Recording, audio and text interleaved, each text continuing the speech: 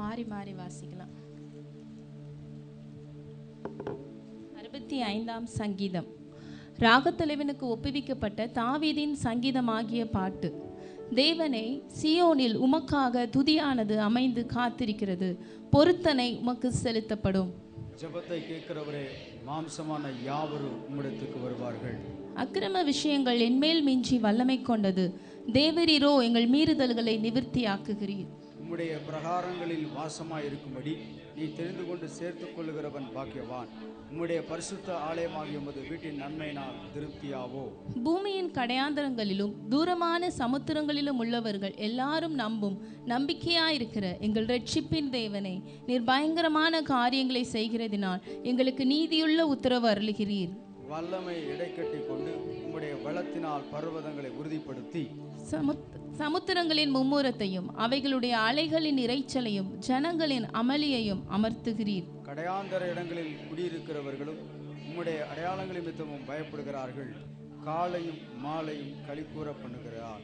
தேவரீர் பூமியை விசாரித்து அதற்கு நீர் பாய்ச்சுகிறீர். தண்ணீர் நிறைந்த தேவ நதியினால் அதை மிகவும் செழிப்பாக்குகிறீர்.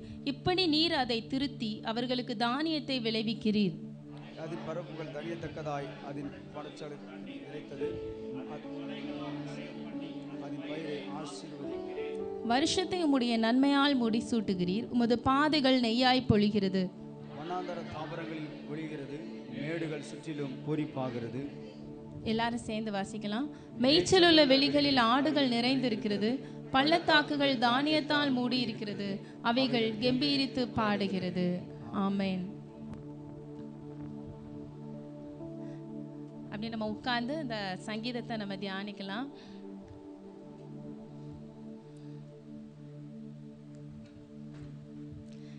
இந்த சங்கீதத்தை நம்ம வாசிக்கும் போது இதுல பாத்தீங்கன்னா நிறைய பூமியினுடைய தானியங்கள் அறுவடை இதை பற்றியெல்லாம் நிறையா போட்டிருக்குது.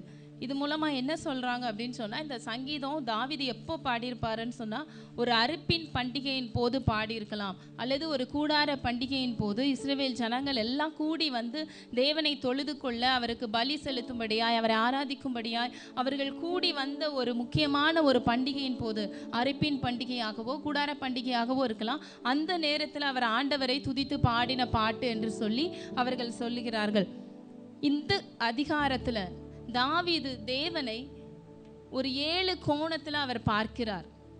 தாவீதனுடைய பார்வையில் தேவன் இந்த அதிகாரத்தில் எப்படிப்பட்டவராய் வெளிப்படுகிறார், எப்படிப்பட்டவராய் இருக்கிறார், எப்படி தாவீது தேவனை புகழுகிறார், அவர் தேவனை எப்படி பார்த்தார் இந்த அதிகாரத்தில் சொல்லி, இந்த சங்கீதத்தில்னு சொல்லி ஒரு 7 காரியங்களை நம்ம வேகமாக தியானிக்க போகிறோம். முதலாவது காரியம், தாவீது தேவனை எப்படி அவர் புகழுகிறார், எப்படி பார்த்தார் தெரியுமா? முதல் வசனத்துல நம்ம பார்க்கிறோம், அவர் தேவனை மிகவும் கனத்துக்குரிய ஒருவராக, வார்த்தைகளினால புகழப்பட முடியாத அளவுக்கு மிகவும் மேன்மையுள்ள கனத்துக்குரிய மோஸ்ட் ஹானரபிள் ஒரு காடா ஆண்டவரை அவர் பார்த்தார். எப்படி சொல்றீங்க அப்படின்னு சொன்னா, இந்த வசனத்துல முதல் வசனத்துல வாசிக்கிறோம், தேவனே, சியோனில் உமக்காக துதியானது அமைந்து காத்திருக்கிறது, பொருத்தனை உமக்கு செலுத்தப்படும். துதியானது உமக்காக காத்திருக்கிறது. துதி உமக்கு காத்திருக்குது. தேவன் துதிக்காக காத்திருக்கவில்லையா? தேவன் வந்துட்டு துதி, என் ஜனங்கள் எனக்கு துதி செலுத்துவாங்க, என் ஜனங்கள் வந்து இப்போ என்னை ஆராதிப்பாங்கன்னு அவர் வந்து காத்திருக்கிறது இல்லையா? அவர் வருவதற்கு முன்பாகவே துதியானது அவருக்காய் காத்திருக்கிறது அப்படின்னு தாவீது சொல்லுகிறார். ஏன்னா அவரை காத்திருக்க வைக்கிற நம்ம கூடாது. அவர் அவ்வளவு பெரிய தேவன், அவர் மிகவும் உயர்ந்த தேவன், மிகவும் ஹானரபிள் காட். அவரை நம்ம என்ன பண்ணக்கூடாதான், நம்ம துதிக்காக காத்திருக்க வைக்கக்கூடாது. அவர் வருவதற்கு முன்பாகவே நம்முடைய துதிகளை, நம்ம துதி பலிகளை, நன்றி பலிகளை, பொருத்தனை பலிகளை நம்ம கையில் ரெடியாக வைத்து கொண்டு ஆண்டவரை நாம் சந்திக்க வேண்டும். அவரை நம்ம காத்திருக்க வைக்க கூடாது என்று சொல்லி இங்கே தாவீது சொல்லுகிறார். துதி உமக்கு காத்திருக்குது, நீங்க துதிக்காக காத்திருக்கலாம் ஆண்டவரே, துதி தான் உமக்காக காத்திருக்கணும். ஏன்னா நீர் அவ்வளோ கனத்துக்குரிய தேவன், அவ்வளோ உன்னதமான தேவன். ஆனால் நம்ம இன்னைக்கு அநேக நேரத்தில் ஆண்டவர் எவ்வளோ ஹானரபிள் காட், நம்ம வணங்குற தேவன், ஆராதிக்கிற தேவன் எவ்வளோ பெரியவர்னு தெரியாதனால தான் நம்முடைய துதிக்காக அவரை காத்திருக்க வைக்கிறோம். அநேக நேரத்தில் அவரை காத்திருக்க வைக்கிறோம். எத்தனை பேர் உங்கள் வாழ்க்கையில் ஆண்டவரை காத்திருக்க வைக்கிறீங்க? ஞாயிற்றுக்கிழமை ஆராதனை வேலையில தேவனை உங்க துதிக்காக காத்திருக்க வச்சுட்டு இருக்கீங்க. என் பிள்ளை வந்து என்ன இனிமே தான் துதிப்பான், 11 மணிக்கு மேலே வந்து என்ன துதிப்பான், 10 மணிக்கு மேலே வந்து துதிப்பான். இல்லை, தாவீது ஒரு ராஜா. அவர் வந்து முன்பாகவே போய் காத்திருந்து சொல்றாரு, ஆண்டவர் வருவதற்கு முன்பாகவே ஆலயத்தில் போய் தாவீது சொல்றாரு, உமக்காக துதி காத்திருக்குது, என்னுடைய துதி உமக்காக காத்திருக்குது ஆண்டவரே. ஏன்னா நீர் அவ்வளவு பெரியவர். நான் ஒரு ராஜாவா இருக்கலாம், ஆனால் நீர் என்னிலும் பெரிய ராஜாதி ராஜா. உமக்கு நான் தான் காத்திருக்க வேண்டும், என்னுடைய துதி தான் உமக்காக காத்திருக்கணும், நீர் என் துதிக்காக காத்திருக்க கூடாது என்று சொல்லி தாவீது முதலாவது ஆலயத்தில் போய் நின்று விடுவானா. இன்றைக்கு எத்தனை பேர் இன்னைக்கு ஆலயத்தில் நம்ம ஆண்டவரை காக்க வைத்து கொண்டு இருக்கிறோம். அவரை காக்க வைக்கிறனால தான் நம்ம வாழ்க்கையிலே அநேக காரியங்கள் ரொம்ப லேட்டாக நடக்குது. ஆண்டவர் காக்க வைத்து கொண்டே இருக்கிறார். ரொம்ப தாமதமாக நடக்குது. ஏன் ரொம்ப காக்க வைக்கிறார் ஆண்டவர், ரொம்ப வெயிட் பண்ண வைக்கிறாருன்னா ஆண்டவரை ரொம்ப நம்ம வெயிட் பண்ண வைக்கிறோம் நம்ம துதிக்காக. இல்லை, ஒரு மனுஷன் தேவன் எவ்வளோ பெரியவர், நான் ஆராதிக்கிற தேவன் எவ்வளோ பெரியவர்னு உணர்ந்து விட்டான் என்றால் அவன் தேவனை ஒரு நாளும் தன்னுடைய துதிக்காக காத்திருக்க வைக்க மாட்டான். துதி தான் அவருக்காக காத்திருக்க வேண்டும், நம்முடைய துதி அவருக்காக காத்திருக்க வேண்டும். அதை தான் தாவீது சொல்றாரு. அவரை உன்னதமான தேவனாய் பார்த்தபடினால், ஆண்டவரே என்னுடைய துதி உமக்காக காத்திருக்கிறது, உமக்கு பொருத்தனைகளை நான் செலுத்தி ரெடியாக நான் வச்சிருக்கிறேன், நீங்க வந்து அதை ஏற்றுக்கொள்ளுங்கள் என்று சொல்லுகிறான். அவர் நம்முடைய வார்த்தைகளை விட பெரியவர், புகழப்படுவதற்கும் மேலானவர். நீங்க எவ்வளோ தூரம் ஆண்டவரை பெரியவர் பெரியவர்னு பல முறை சொல்றீங்களோ, அந்த 1000 முறை பெரியவர்னு சொன்னாலும் அதை எல்லாற்றை விட அவர் பெரியவர்.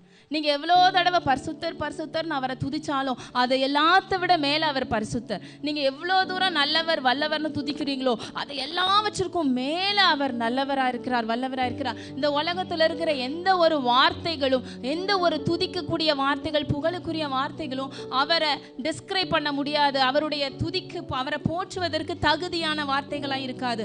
அதை ஒரு மனுஷன் உணரும் பொழுதுதான் அவன் எல்லா வார்த்தைகளையும் சொல்லி ஜெபித்து துதித்து பிற்பாடு ஒரு சூழ்நிலையில உணர்வான், ஆண்டவரே நான் இவ்வளோ வார்த்தை சொல்லி உங்களை துதிச்சிருக்கேன், இவ்வளோ சொல்லி ஆராதிச்சிருக்கிறேன், ஆனால் நீர் இந்த வார்த்தைகளை விடலாம் உங்களுக்கு பத்தலையே, இந்த வார்த்தைகள் போதவில்லை, உம்மை உயர்த்துறதுக்கு இந்த வார்த்தைகள் போதுமானதா இல்லை, நீங்கள் இதை விடவும் பெரிய தேவனாக இருக்கிறீங்க, இந்த வார்த்தையை விட நீங்கள் பெரியவனாக இருக்கிறீங்களே, இது பத்தலை போதலைன்னு சொல்லும் பொழுது அவன் அதற்கு மேலே அவன் பேசி வாயினால பேசிட்டு இருக்க மாட்டான்.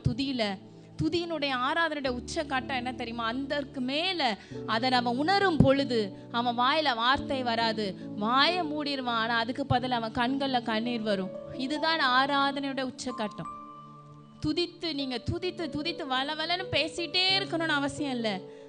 நீங்கள் அமர்ந்திருந்து நானே தேவன் என்று அறிந்து கொள்ளுங்கள். ஒரு மனுஷன் அதை உணரும் பொழுது என் வார்த்தைகள் தேவனை புகழ்வதற்கு போதவில்லை, அது பத்தலை, அது தகுதியா இல்லை, அது எல்லாத்த விட நான் எத்தனை வார்த்தை கண்டுபிடிச்சி அவரை உயர்த்தினாலும் அதற்கும் மேலே அவர் பெரியவராக இருக்கிறாரே, அதற்கும் மேலே அவர் நல்லவராய் பரிசுத்தராய் இருக்கிறாரே என்று சொல்லி உணரும் பொழுது அவன் தன் இருதயத்தை அவர் சமூகத்தில் அப்படியே ஊற்ற ஆரம்பிப்பான், ஜீவ பலியா ஒப்பு கொடுக்க ஆரம்பிப்பான். அவனால் பேச முடியாது. யோபு சொல்றாரு, நான் இதுவரைக்கும் பேசினேன், ஆனால் இப்போ கையினால் என் வாயை நான் பொத்திக் கொள்ளுகிறேன், ஏன்னா நீர் யார் என்று எனக்கு தெரிஞ்சிருச்சு, இதுக்கு மேல என்னால பேச முடியாது, இப்போ நான் அமர்ந்து இருக்கிறேன், ஆண்டவருடைய சத்தத்தை நான் கேட்க போறேன்.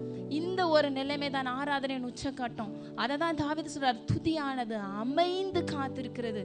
அப்படின்னா அது ஒரு ஆரவாரமான துதி அந்த இடத்துல சொல்லல, அமைதியா தேவனுக்கு பலி எல்லாம் ரெடியா எடுத்து முடிச்சு அவர் தேவ சமூகத்துல அந்த உச்ச நிலையில அவர் ரெடியா வைத்திருக்கிறார் ஆண்டவருக்கு. அவர் சமூகத்துல இருதயத்தை ஊற்றினவரா, ஏன்னா அவர் அவ்வளோ ஹானரபிள் காட். இன்னைக்கு ஆண்டவரை நம்ம கனப்படுத்துவோம், நம்முடைய துதிக்காக அவரை காத்திருக்க வைக்க வேண்டாம். 2வது ஆண்டவரை தாவீது இந்த அதிகாரத்தில் எப்படி பார்க்கிறார் என்றால், ஜெபத்தை கேட்கிறவராக பார்க்கிறார். ஜெபத்தை கேட்கிறவரே மாம்சமான யாவரும் உம்மிடத்தில் வருவார்கள். அவர் இஸ்ரவேலர்களுடைய ஜெபத்தை மட்டும் கேட்பாருன்னு தாவீது சொல்லல, மாம்சமான யாவருடைய ஜெபத்தை கேட்கிறவராம். இந்த உலகத்துல இருக்கிற எல்லாருடைய ஜெபத்தை கேட்கிறவர்னு தாவீது சொல்றாரு. அவருடைய பார்வை, தாவீதுடைய பார்வை எப்படி இருந்துச்சுன்னா, ஏதோ தேவன் இஸ்ரவேலர்களுக்கு மட்டும் தேவன்னு சொல்லல, ஆனா அவர் முழு உலகத்தையும் பார்க்கிறார். இந்த தேவன் முழு உலகத்தில் இருக்கிற மனிதர்களுடைய ஜெபத்தை கேட்கிறவர். யாரெல்லாம் அவரை தொழுது கொள்ளுகிறார்களோ, யாரெல்லாம் அவரை கூப்பிடுகிறார்களோ, அவர்கள் பூமியின் கடையாந்திரத்தில் இருந்தாலும் அவர்கள் ஜெபத்தை அவர் கேட்கிறவராயிருக்கிறார். தாவீதுனுடைய ரெவலேஷன் வெளிப்பாடு அவன் அப்படியாக ஆண்டவரை பார்த்தான். வேதத்துல ஆண்டவர் அநேகருடைய கூக்குரலை கேட்டிருக்கிறார், ஜெபத்தை கேட்டிருக்கிறார். எசேக்கியா ராஜாவுடைய விண்ணப்பத்தை கேட்டேன்னு சொல்றாரு. அதே நேரத்துல வனாந்திரத்துல அழுது கொண்டிருந்த ஒரு ஆகாருடைய பிள்ளையின் சத்தத்தையும் கேட்கிறார், ராஜாவுடைய விண்ணப்பத்தையும் கேட்கிறாரு. ஒரு தள்ளப்பட்ட விதவை, திக்கற்ற பிள்ளைகள், அவர்கள் விண்ணப்பத்தையும் ஆண்டவர் அவர் தள்ளாமல் அங்கீகரிக்கிற தேவனாயிருக்கிறார். எல்லாருடைய கூக்குரலையும் விண்ணப்பத்தை அவர் கேட்கிறவரா இருக்கிறார். மூன்றாவது, தாவீது ஆண்டவரை எப்படி பார்த்தார் தெரியுமா? அவர் மீறுதலை நிவிர்த்தி ஆக்குகிறவர். தேவரீரோ மீறுதல்களை நிவிர்த்தி ஆக்குகிறவர். இந்த பண்டிகையின் போது அவங்க பொதுவாக நிறைய பலி செலுத்துவாங்க. அரிப்பின் பண்டிகை, குடார பண்டிகையில நிறைய பலி செலுத்துவாங்க. சமாதான பலி, பொருத்தனை பலி, உற்சாக பலி, ஸ்தோத்திர பலி, எல்லா பலிகளை செலுத்துவாங்க. குற்ற நிவாரண பலி, பாவ நிவாரண பலி எல்லாம் செலுத்துவாங்க. ஆனா தாவீதின் மனசுல அதெல்லாம் வரல. ஆண்டவரே, என்னுடைய அக்கிரமத்தையும் பாவத்தையும் நீக்கிறதுக்கு இந்த ஆட்டுக்கடாவினுடைய பலி இது போதும், இதனுடைய ரத்தம் போதும், இதனுடைய வெள்ளாட்டுக்கடா இதோட ரத்தம் போதும்னு சொல்லி அவன் சொல்லல. என்னதான் நாங்க பலி செலுத்தினாலும் எங்க மீறுதலை நிவிர்த்தி ஆக்குகிறது கர்த்தர் தான். அதோடைய ரத்தம் நிவிர்த்தி ஆக்காது. அதை நீங்க பிரியப்படலாம். ஆண்டவரே, நீர்தான் எங்களுடைய மீறுதலை, உங்க ரத்தம் தான் எங்களுடைய பாவத்தையும் எங்கள் மீறுதலையும் சுத்திகரிக்கும் என்று சொல்லி அவனுக்கு ஒரு வெளிப்பாடு இருந்தது. கல்வாரியை குறித்த வெளிப்பாடு இருந்தது. தேவரீரோ எங்கள் மீறுதலை நிவிர்த்தி ஆக்குகிறவர். கர்த்தர் நம்முடைய பாவத்தையும் மீறுதலையும் அவர் மன்னிக்கிறவராய் நிவிர்த்தி ஆக்குகிற தேவனாய் இருக்கிறார். நான்காவது, தாவீது தேவனை இதில் எப்படி பார்க்கிறார் தெரியுமா? உம்முடைய ஆலயத்தில் உள்ள நன்மையினால் திருப்தி ஆவோன்னு சொல்றார். நன்மையால் திருப்தி ஆக்குகிறவராய் பார்க்கிறான். திருப்தி ஆக்குகிற தேவனாய் பார்க்கிறான். அதுவும் நன்மையினால. ஏதோ நன்மை கொஞ்சம் கொடுத்துட்டு நம்மளை திருப்திப்படுத்தாம போகிறவர் அல்ல, அவர் திருப்திப்படுத்துகிறவர். அந்த திருப்தி எங்க இருக்கும் தெரியுமா? அவருடைய பரிசுத்த ஆலயத்துல தான் கிடைக்குது. அது எதை குறிக்கிறது? தேவ சமூகத்தை குறிக்கிறது. தேவன் வாசம் பண்ணுகிற இடம். தேவன் ஒரு இடத்துல வாசம் பண்ணினார் என்றால், ஒரு மனிதனுக்குள்ள வாசம் பண்ணினார் என்றால், ஒரு குடும்பத்துக்குள்ள தேவன் வாசம் பண்ணினார் என்றால், அவர்கள் வாழ்க்கையில, குடும்பத்துல, தனிப்பட்ட வாழ்க்கையில திருப்தி இருக்கும். அதுதான் ஆசீர்வாதம். திருப்தியாவும், they will be satisfied. நன்மையினால திருப்தி ஆவார்கள். போதுங்கிற மனசு, ஒரு திருப்தி வரும். இன்னைக்கு மனுஷன் உலகத்துல எத்தனை கோடி கோடியா சம்பாதிச்சாலும் திருப்திங்கிற ஒன்று அவனுக்கு இல்லவே இல்லை. அது ஒரு ஆசீர்வாதமே கிடையாது.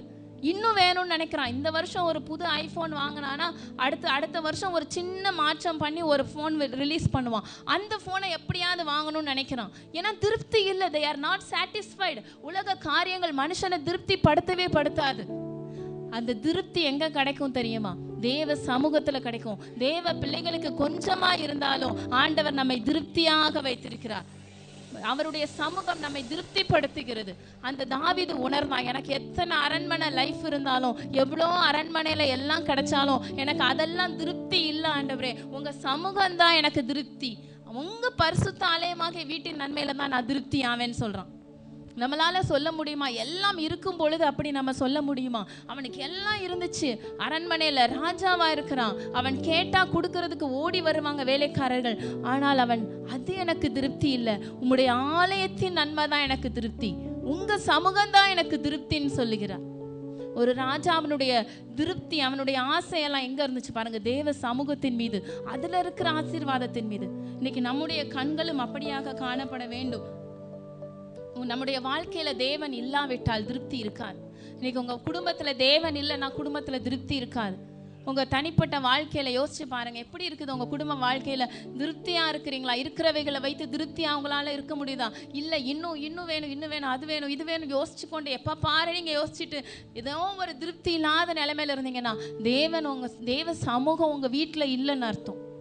தேவ சமூகம் இருக்கிற இடத்துல அவர் திருப்திப்படுத்துகிறவர், நன்மையினால திருப்திப்படுத்துகிறவரா இருக்கிறார். அஞ்சாவது, தாவீது எப்படி பார்க்கிறார் என்றால், அவர் நீதியுள்ள உத்தரவு அருளுகிறவராம். தம்மை நம்புகிறவர்களுக்கு பயங்கரமான காரியங்களை செய்கிறதினால் நீதியுள்ள உத்தரவு அருளுவாராம். நீதியுள்ள உத்தரவு அருளுகிறவர். மீறுதலை மன்னிக்கிறவர் உண்மைதான், பாவத்தை மன்னிக்கிறார் உண்மைதான். அதே நேரத்தில் அவர் நீதியுள்ள உத்தரவு அருளுகிறவர்.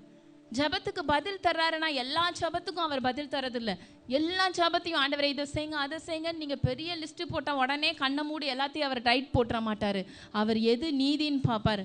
நீங்கள் கேட்குறது நீதியாக இருக்குதா, நீங்கள் உங்கள் ஜபம் நீதியாக இருக்குதா, சரியாக இருக்குதா, அவர் பார்வையில் நீதியுள்ள ஜபமாக இருக்குதா, உங்கள் வாழ்க்கை நீதியாக இருக்குதா பார்த்து தான் அவர் நீதியான உத்தரவு தான் அருள்வார். அவர் சும்மா சாதாரண தேவன் அல்ல. கண்ணை மூடிட்டு அவரை ஏமாத்திட முடியாது. நம்ம மணிக்கணக்கா ஜோம் பண்ணி அதை வாங்கிடலாம், ஐஸ் வைக்கலான்னா அதெல்லாம் முடியாது. அவர் நீதியுள்ள உத்தரவு அருளுகிறவர். எவ்வளோ நாள் தப்பு பண்ணிக்கலான்னு நினைக்கலாம் சிலர், நீங்கள் வாலிபர்கள் நினைக்கலாம், நிறைய பேர் எவ்வளோ தப்பு பண்ணாலும் நம்ம ஆண்டவர் மன்னிக்கிறாரே, மீறுதலை நிவர்த்தி ஆக்குறவர். உண்மைதான் தாவீது சொன்னது போல. ஆனால் அதே தாவீது சொல்றாரு அவர் நீதியுள்ள உத்தரவு அருளுவார். ஏன்னா தாவீது அதை ரியலைஸ் பண்ணான்.